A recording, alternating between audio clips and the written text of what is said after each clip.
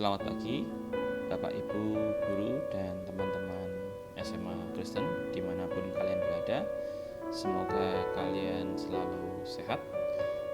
Pada pagi hari ini, mari bersama-sama sebelum kita mengawali kegiatan kita akan awali dari doa dan firman Tuhan. Marilah kita berdoa. Tuhan Allah Bapa dalam surga, terima kasih Tuhan atas segala berkat-Mu pada pagi hari ini. Terima kasih ya Tuhan atas penyertaan-Mu dari malam hingga pada pagi hari ini. Terima kasih kami masih boleh diberikan hari baru ya Tuhan dan kesehatan baru. Dan sebentar lagi kami akan mengawali hari ini dari firman-Mu. Bukalah hati kami agar kami mengerti apa yang ingin disampaikan. Dalam nama Tuhan kami berdoa. Amin. Hari ini renungan diambil dari Daniel 3 ayat 8 sampai dengan 18. Renungan hari ini berjudul Keberanian di Tengah Krisis. Mari bersama-sama kita dengarkan renungannya. Selama berabad-abad, beberapa hamba Allah menghadapi kemungkinan kematian yang menyiksa, kecuali mereka mau menyangkal iman.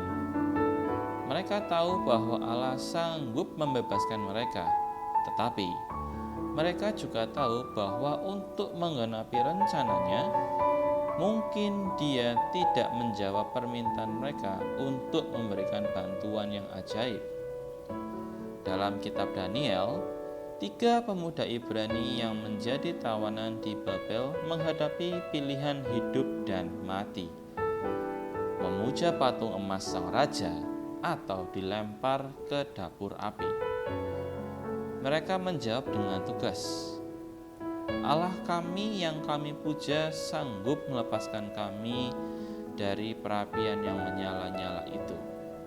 Mereka menambahkan, tetapi seandainya tidak, kami tidak akan memuja dewa Tuanku dan tidak akan menyembah patung emas yang Tuanku dirikan itu. Tetapi jika tidak, kata-kata itu menentang kesetiaan kita.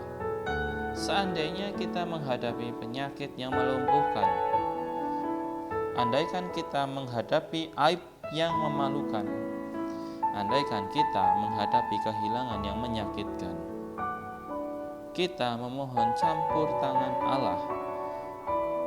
Namun, dalam setiap situasi yang mengancam, permohonan kita seharusnya juga menyertakan syarat. Tetapi, jika tidak, apakah kita bersikap seperti Yesus di Getsemani? Di dalam Matius 26 ayat 39. Ya Bapakku, jikalau sekiranya mungkin, biarlah cawan ini lalu daripadaku, tetapi janganlah seperti yang Kau kehendaki, melainkan seperti yang Kau kehendaki. Apakah kita sanggup untuk menahan siksaan apapun yang memuliakan Allah dan mengenapi rencananya yang kudus? Nah, itu teman-teman, hari ini kita diingatkan, ada kalanya kita berada dalam posisi yang tidak enak. Ada kalanya kita harus memilih apa yang sebaiknya kita pilih. Nah teman-teman, kita harus benar-benar bisa berpikir. Ketika kita ingin melakukan sesuatu, kita harus berpikir dulu, kita harus bijak apa yang harus kita lakukan. Kita memiliki pikiran dan kita memiliki hati. Nah, kedua hal tersebut harus saling berimbang, karena hal tersebut menciptakan idealisme dan menciptakan realisme.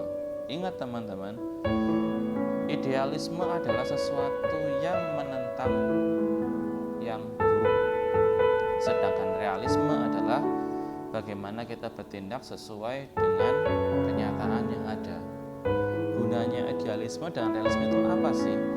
Gunanya adalah kita tahu bahwa ketika kita ingin bertindak sesuatu, ada kalanya itu baik, betul, tetapi rasa-rasanya tidak benar.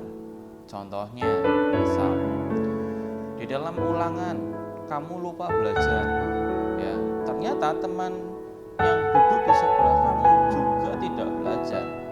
Akhirnya terjadilah kerjasama agar mendapatkan nilai yang baik. Kamu dan teman sebelahmu bersama-sama mencontek dari buku yang tersimpan di laci. Dan terjadilah, apakah itu benar? Jelas tidak. Tapi kalau misalnya dijawab baik, ya pasti baik, soalnya mendapatkan nilai yang baik. Tetapi caranya tidak benar. Jadi teman-teman, mari bersama-sama ya. Kita sudah diberikan akal, kita sudah diberikan hati, kita gunakan semua itu. Jangan hanya kita mengandalkan satu sisi saja hanya untuk keuntungan kita pribadi, tidak. Ada kalanya kita harus mengungkapkan yang benar, tetapi dengan cara yang tepat. Terkadang kita tahu cara itu benar, tetapi caranya kita tahu bahwa cara itu benar, tetapi menyampaikannya dengan emosi, dengan marah-marah, dengan nyinyir, dengan sindiran. Nah, itu. Apakah itu baik? Tetap tidak baik. Lalu bagaimana sebaiknya? Sampaikan dengan cara yang baik dan benar. Makanya ada istilahnya idealisme dan realisme. Idealisme tanpa realisme itu korup, sedangkan realisme tanpa idealisme itu malas. Ingat teman-teman, sesuatu yang baik belum tentu benar, sedangkan sesuatu yang benar belum tentu baik. Marilah bersama-sama ketika kita menghadapi sebuah masalah atau krisis, sebelum kita bertindak, mari